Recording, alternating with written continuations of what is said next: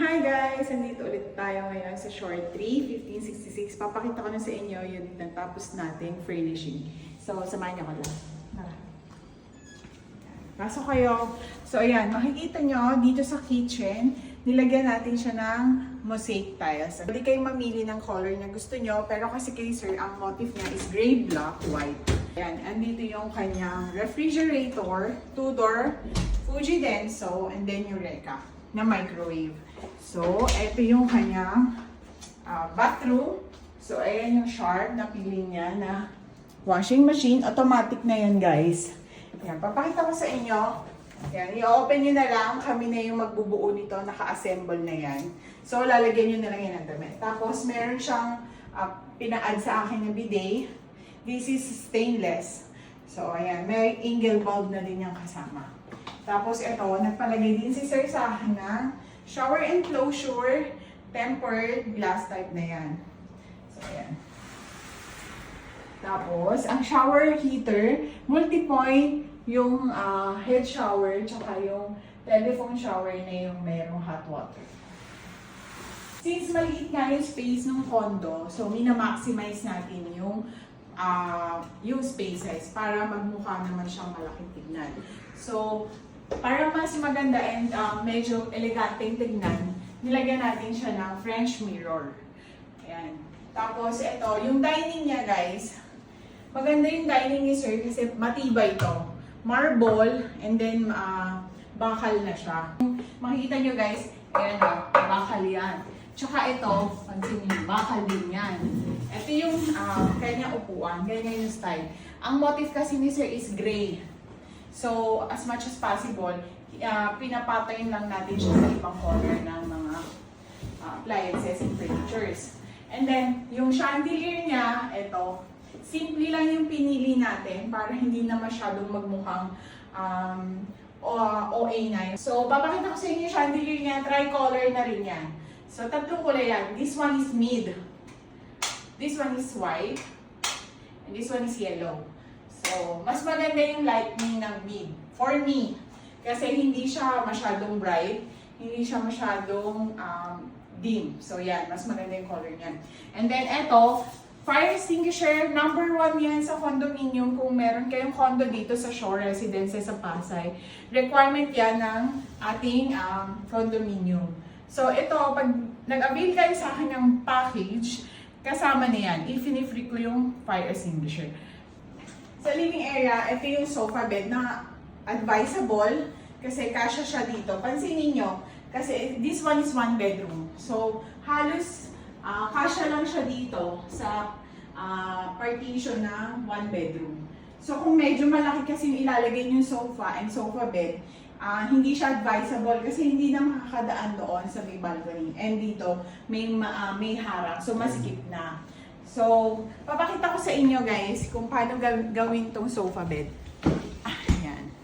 Tapos eto, tropilo. Nag-add na lang kami ni sir ng tropilo para medyo eleganteng tingnan yung sofa niya. Pero maganda pa rin naman siya as is. Ayan. Tapos, eto guys, meron siyang lagayan ng drinks. Yan. Kung mag-movie marathon kayo ng family mo, pwede kayong maglagay ng food and drinks dyan. Tapos,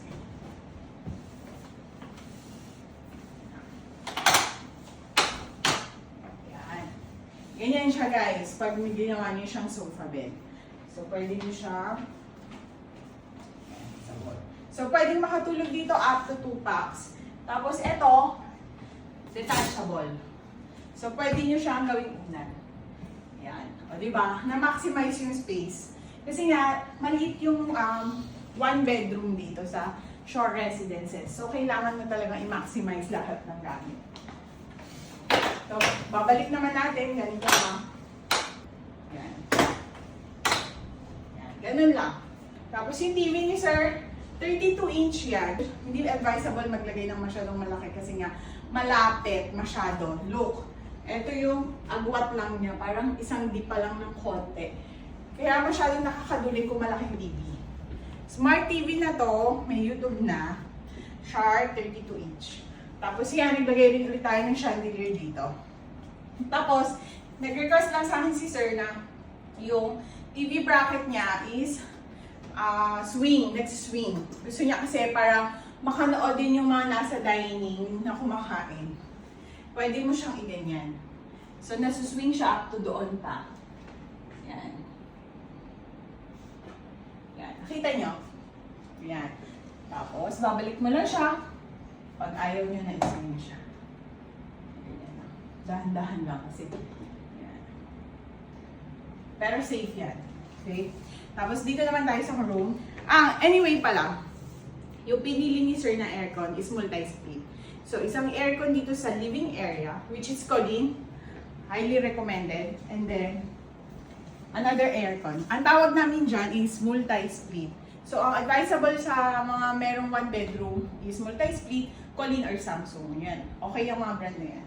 Tapos, eto naman, yung bed ni sir, inayos na natin. Tapos, kinostomize namin to guys. Pinaputulan namin. Kasi usually, ang sukat ng kanilang bedroom, hindi siya kasya. 75 yung standard, pero hindi siya kakasya. Kaya ang ginagawa namin, pinuputulan namin yung bed frame. Or ikino-customize na lang namin yung bed frame. Depende sa budget ng client pa rin yun. So ito, affordable yung bed frame ni sir kasi nga, pinutulan lang namin siya. Hindi namin siya kinostomize. And then, itong pillows kay sir na to galing, inayos na namin. Tapos yung kanyang, papakita ko sa inyo yung mattress niya, ayan. That is 8-inch mattress, Beauty Nights ang tawag namin dyan. So, lahat ng inilagay namin quality. Tapos yung window ay yung curtain ni sir, double yan.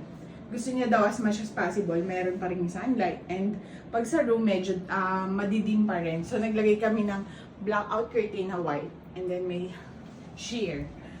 Tapos, guys, eto naman yung cabinet na sinasuggest ko pa rin sa mga clients ko. Kasi ito is aluminum metal. So, kung walang tao sa unit nyo, hindi nagmo-moist. Kasi number one dito sa condo, since maliit, hindi nag-circulate yung hangin, possible magmo-moist talaga yung inyong mga furnitures.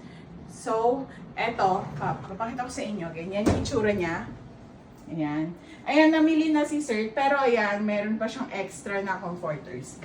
Tapos, may hangiran din doon, may sa mga sabitan ng mga gamit. Tapos ito yan. Ito yan, may mga lagayan ng mga damit pa. Tapos ito, ang kagandahan nito, kung may mga personal things ka na gusto mo ilagay dito, pwedeng ilagay. Tapos ayan, may susi, di ba?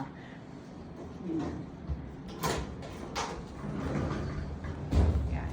Di ba maganda siya guys? Itong package na to, pag in-avail nyo sa akin guys, magkakaroon kayo sa akin ng free fire extinguisher.